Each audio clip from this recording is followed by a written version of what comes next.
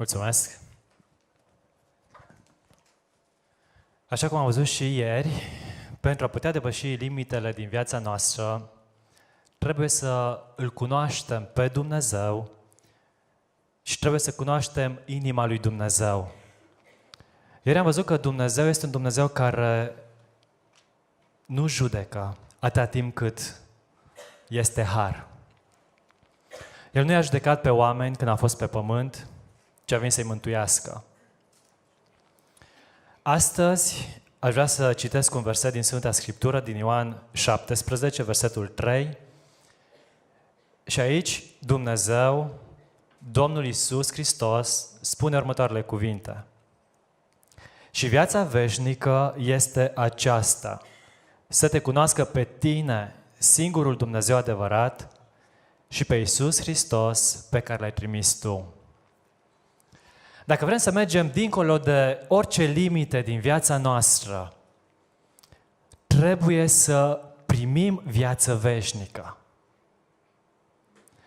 Ca să putem depăși orice obstacol din viața noastră, trebuie să intrăm în viața veșnică.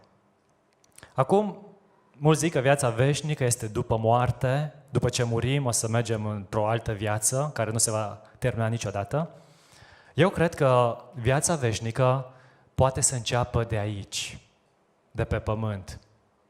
Iisus a spus, cine vine la mine, pentru că eu sunt viața, nu va mai muri, ci va trece de la moarte la viață. Și în momentul în care primim viața veșnică în noi, primim capacitatea să trecem dincolo de orice limite din viața noastră. Dar cum putem să primim viața veșnică? Foarte simplu. Iisus Hristos ne spune aici în acest verset. Viața veșnică este aceasta, să te cunoască pe tine, singurul Dumnezeu adevărat, și pe Iisus Hristos pe care l-ai trimis tu. Adică în momentul în care îl cunoști pe Dumnezeu și începi să ai o relație personală cu El, primești viață veșnică și începi să mergi dincolo de limite în această viață. Este foarte important să cunoaștem. Dacă nu cunoaștem, nu putem să depășim limite. Dacă nu cunoaștem, nu putem să obținem anumite lucruri. Se spune că cu mulți ani în urmă, când nu se călătorea cu avionul, se călătorea cu vaporul, un bărbat din Irlanda a vrut să meargă în America pentru o viață mai bună. A auzit el că în America sunt câini cu colaci în coadă. Nu chiar așa. Dar a auzit că în America este o viață mai bună. Și acolo poți să obții mai multe lucruri. Și poți să obții bani mai mulți. Și s-a gândit el, trebuie să vând tot ce am, să-mi cumpăr un bilet pe vapor și să merg în America. Zis și făcut. A vândut tot ce a avut și a cumpărat un bilet și acum s-a gândit, călătoria durează 3 luni. Ce voi mânca în aceste 3 luni? S-a gândit el, dacă cumpăr multă carne, o să se strice. Cel mai bine să cumpăr brânză de oi și pesmet. Ăla sigur nu se strică și ține 3 luni de zile. A cumpărat brânză, un burduf de brânză, a cumpărat pesmet, cât de mult a putut el, și a mers, s-a îmbarcat pe vapor. În fiecare zi, la micul dejun, la prânz, la cină, a mâncat câte o bucată de brânză, a mâncat câte o mână de pesmet. La un moment dat, era scârbit de mâncarea asta. Dar, într-una din zile, l-a auzit pe căpitanul vasului, că i-a spus, oameni buni, uitați-vă în partea dreaptă. Deja se vede țărmul Americii și mâine vom ajunge acolo. Omul bucuros a băgat mâna în buzunar, a văzut că mai are niște bani, a zis, acum voi merge la restaurantul vaporului și voi cumpăra o mâncare mai bună. Că m-am săturat de brânză și pesmet. Am mers la restaurant și a zis, dați-mi, vă rog, bucata asta de pui cu cartofii care îi văd acolo. La care chelnerul îi răspunde, domnule, nu te supăra, până acum unde ai fost? Păi aici pe vapor, dar ai bilet? Da, sigur că am, poți să-mi arăți biletul. Și arată omul, ia biletul, îl arată la chelner Chelnerul se uită la el și spune: Domnule, în prețul biletului aveați incluse 3 mese pe zi. Dar pentru că omul nu a știut, a mâncat în fiecare zi brânză cu pesmet. Pentru că nu a știut, a fost limitat în mesele pe care le-a avut în fiecare zi. Acum, e o întâmplare hazlie. Mulți dintre noi zâmbim sau râdem când auzim astfel de întâmplare. Însă, din nefericire, se întâmplă la fel cu mulți dintre noi. Sau aș putea spune, fără să exagerez, cu fiecare dintre noi. În domeniile în care nu cunoaștem anumite lucruri, suntem limitați. Și în loc să mergem dincolo de limite, ne mulțumim cu puțin, ne mulțumim cu ce avem, ne mulțumim cu ce credem noi că este bine, ne mulțumim cu ce am fost învățați și nu suntem dispuși să mergem un pas mai departe, să mergem dincolo. Dumnezeu este un Dumnezeu nelimitat. Și în momentul în care îl primești în inima ta, vei avea o viață nelimitată, o viață care te duce dincolo de orice limite pe care viața, între ghilimele, ți le-a pus. Te va duce dincolo de orice limite pe care oamenii ți le-au pus. Te va duce dincolo de limite pe care slujba pe care o ai ți le-a pus. În momentul în care primești viață veșnică și începi să-L cunoști pe Dumnezeu, lucrurile din viața ta încep să se rezolve. Dar cum putem să-L cunoaștem pe Dumnezeu? Sau ce anume ar trebui să cunoaștem despre Dumnezeu? Ce ar trebui să cunoaștem despre Dumnezeu?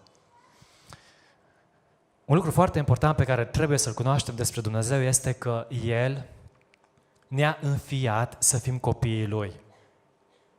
Și cuvântul lui Dumnezeu ne spune în Ioan, capitolul 1, versetul 12-13, că Iisus Hristos a venit la poporul Lui, la oamenii Lui, dar oamenii Lui nu L-au primit, L-au respins.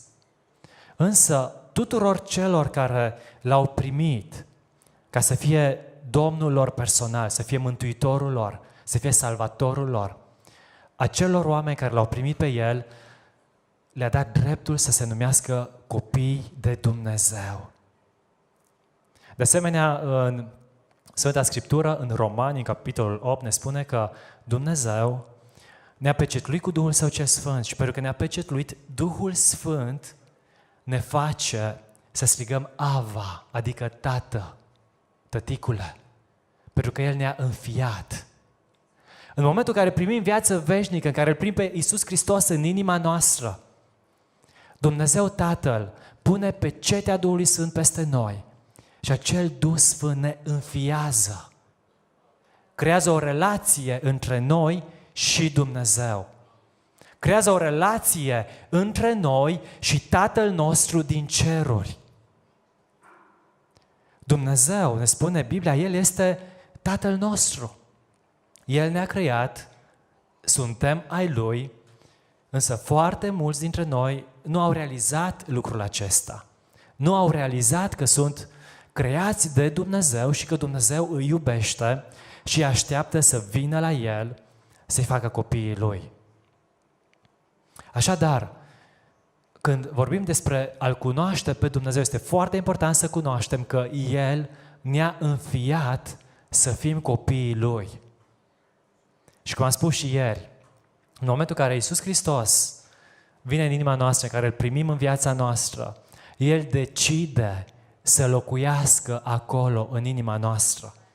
El decide să locuiască cu noi în fiecare zi din viața noastră. El decide să fie cu noi și la bine și la greu, și în momente de bucurie și în momente de întristare. Decide să rămână acolo în inima noastră, pentru că El, prin jertfa Lui la cruce, prin moartea Lui, prin faptul că a venit să moară pentru noi, a creat relația dintre noi și Dumnezeu Tatăl. Acest Dumnezeu despre care vorbesc este un Dumnezeu plin de dragoste. El ne iubește. Și dacă cineva de aici se întreabă cât de mult îl iubește Dumnezeu sau dacă chiar îi pasă lui Dumnezeu de tine, vreau să spun că Dumnezeu te iubește atât de mult încât a fost de acord să-L trimită pe Fiul Său Iisus Hristos să moară în locul tău. Atât de mult te iubește Dumnezeu. Și acum te rog să te gândești, tu ai putea să-ți dai copilul, sau dacă nu ai copii, să îl dai pe prietenul tău cel mai bun, să moară pentru un necunoscut?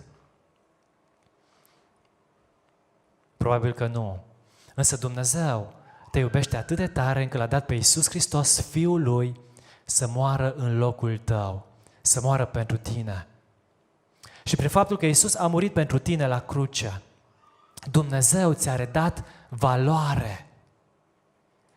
Poate te simți fără valoare. Poate simți că ești singur într-o lume de oameni care au relații. Poate simți că tu nu ai nicio relație cu nimeni și oamenii din jurul tău au relații și poate de multe ori îți dorești să fii ca și cineva. Însă vreau să știi că tu ai valoare pentru că Iisus Hristos a murit în locul tău. Și valoarea pe care o ai tu este egală cu valoarea Fiului lui Dumnezeu Iisus Hristos, pentru că El a fost dat în locul tău. Și ca să exemplific lucrul acesta, vedeți, microfonul acesta probabil că valorează 100 de lei? De euro.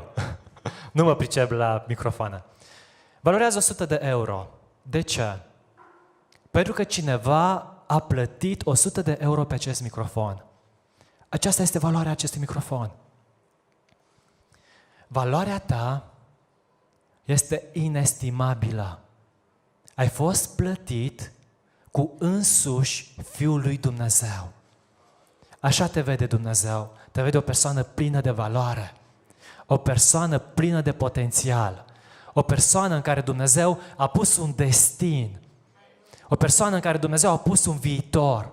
O persoană pe care Dumnezeu a creat-o pentru lucruri mari. A creat-o pentru a merge dincolo de orice limită din viață. Dumnezeu ne-a creat, dragii mei, pentru a ne putea depăși limitele. Pentru a putea depăși situațiile grele din viața noastră. Însă, pentru a le putea depăși, așa cum am spus, este foarte important să-L cunoaștem pe Dumnezeu.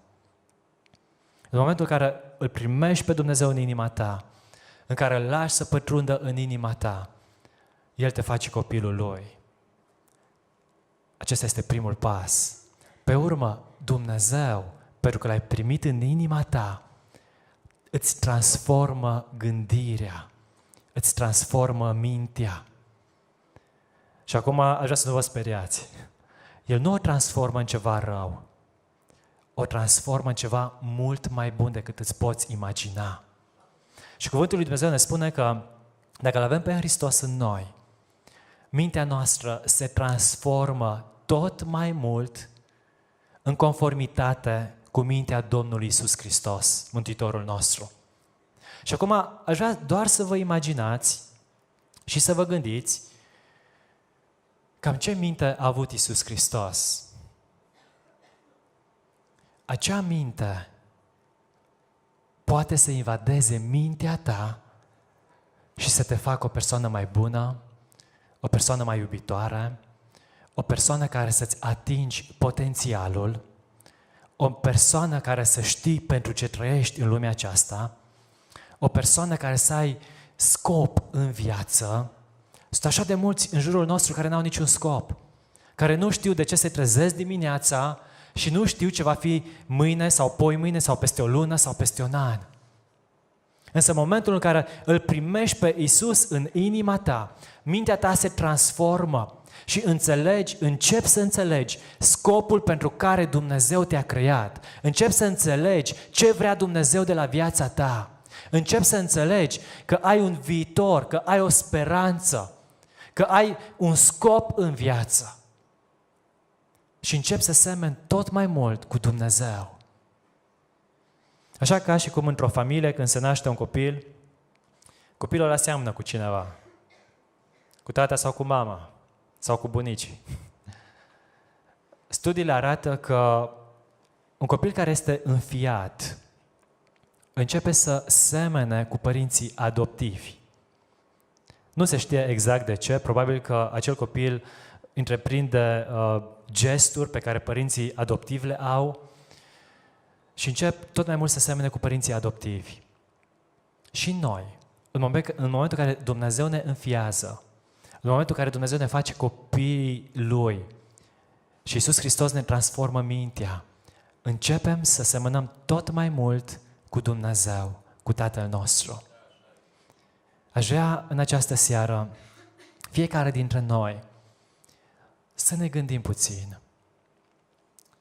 Sunt pe un drum care merge dincolo de limite?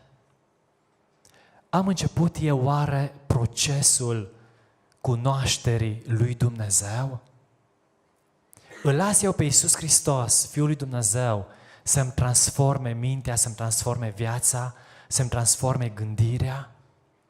Îl las eu oare pe Iisus Hristos să trăiască în mine? Iisus Hristos a venit să refacă relația dintre noi cu Dumnezeu Tatăl. Știm fiecare dintre noi că Dumnezeu ne-a creat să fim ai Lui.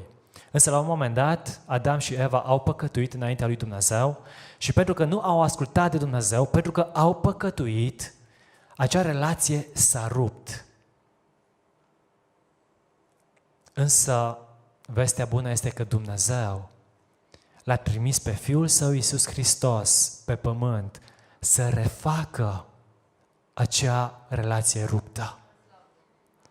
Și ceea ce Adam a stricat prin neascultare, Iisus Hristos a reparat prin ascultare și supunere față de Dumnezeu, prin faptul că a venit și a murit pentru mine și pentru tine, prin faptul că a venit și a dat viața în locul meu și în locul tău. Prin aceasta El a reparat relația noastră cu Dumnezeu Tatăl. Însă, pentru a beneficia de această reparație a relației, există o singură cale. Și această cale este Iisus Hristos. Doar acceptându-L pe El ca mântuitor personal, putem să reintrăm într-o relație cu Dumnezeu Tatăl. Cum am spus și ieri, nu vreau să vă vorbesc despre o religie, vreau să vă vorbesc doar despre o relație cu Dumnezeu. Nu o religie ne duce dincolo de limite, ci o relație cu Dumnezeu. Pentru că Dumnezeu este infinit. Pentru El nu există limite. El este chiar în afara timpului. El este deja în viitorul nostru. El știe ce urmează în viitorul nostru. Știe totul despre noi. Doar prin Iisus Hristos putem beneficia de un asemenea Dumnezeu care să vină să locuiască în inima noastră și prin El și cu El să mergem dincolo de limite, să depășim limitele din viața noastră. Fără Dumnezeu este imposibil. Fără Dumnezeu este imposibil să depășim orice limită. Doar prin El putem face lucrul acesta. Dacă ești aici în acest loc și poate ai limite în familia ta, în relațiile din familia ta, poate ești limitat. În această seară, dacă lași pe Hristos să vină în inima ta, în viața ta, El vrea să depășești și te va ajuta să depășești limitele din familia ta. El îți va da relații mult mai bune decât relațiile pe care le ai deja.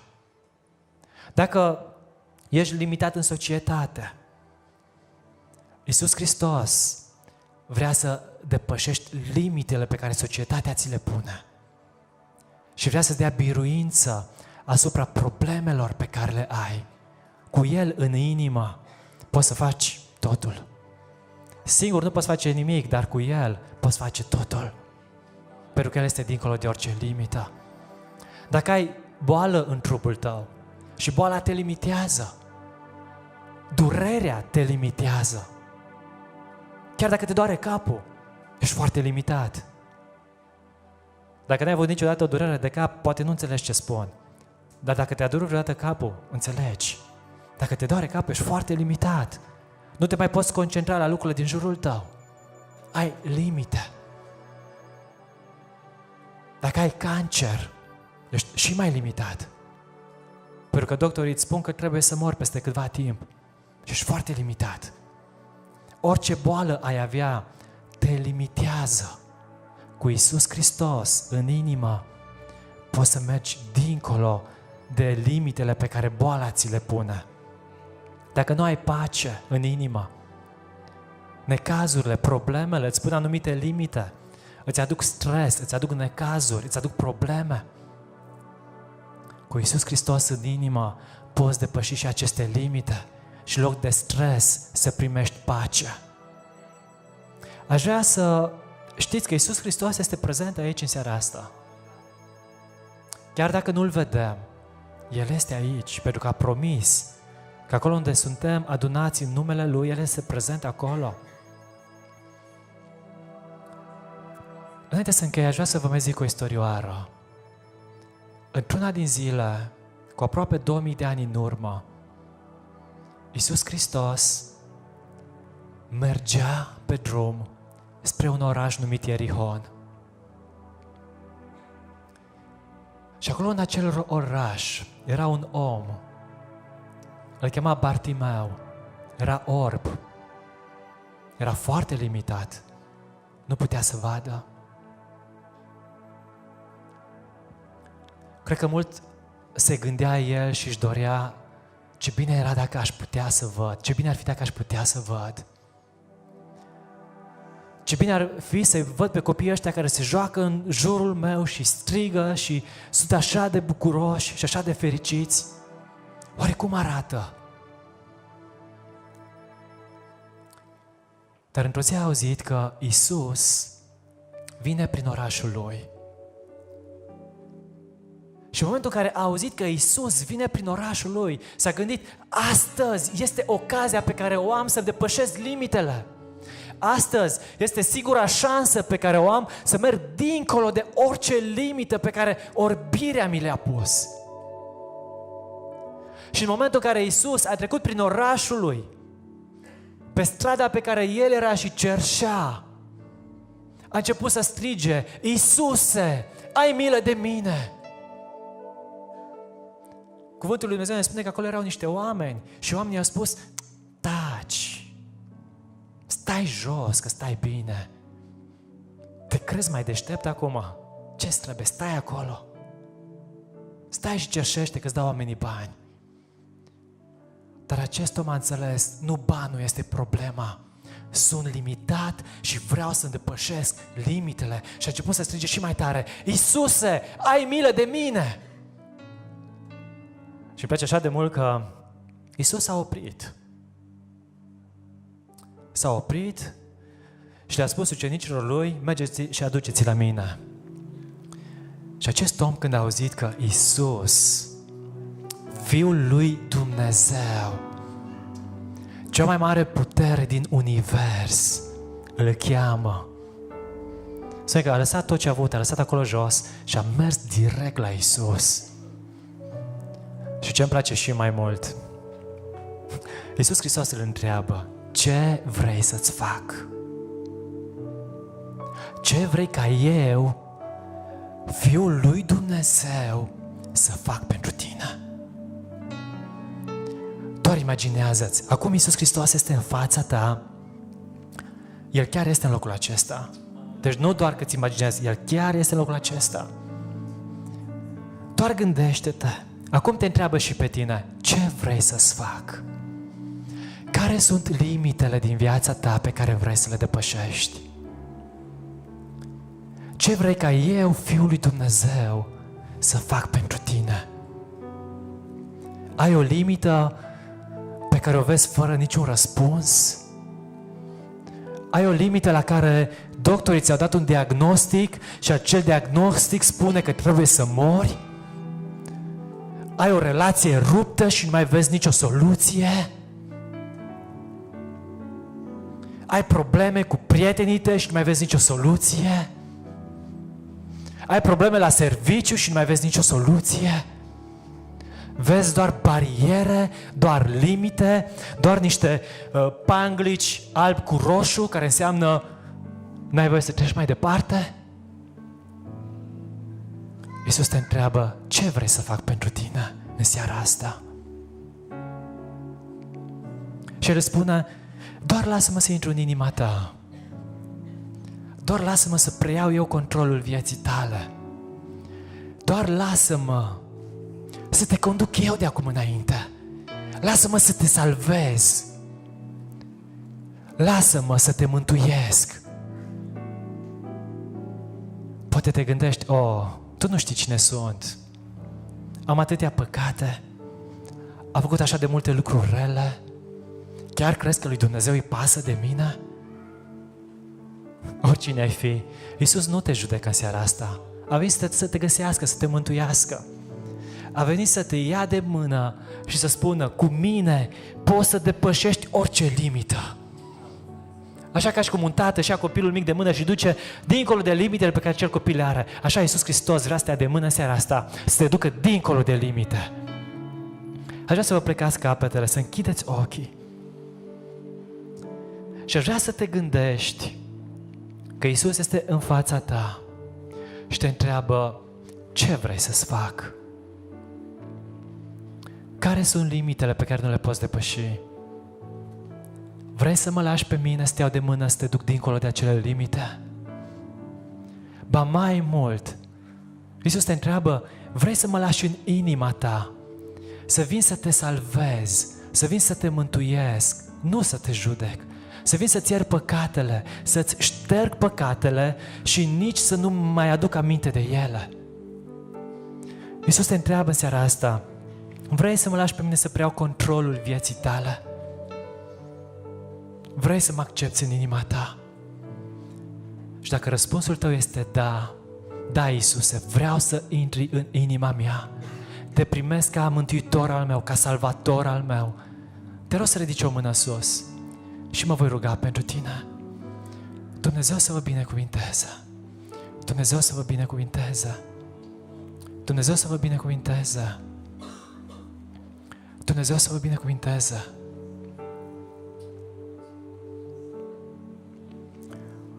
Nu vreau să insist, dar Iisus Hristos, când a mers prin Ierihon, mergea spre Ierusalim să fie crucificat. Aia a fost ultima zi în care Bartimeu a avut șansa să se întâlnească cu Iisus. În seara asta Iisus este prezent aici.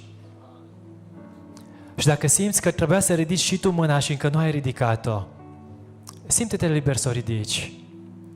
Pentru că Iisus te iubește. Și El nu vrea să te limiteze. El vrea să te binecuvinteze, să-ți dea viață din belșug, din abundență, să te ducă dincolo de orice limită.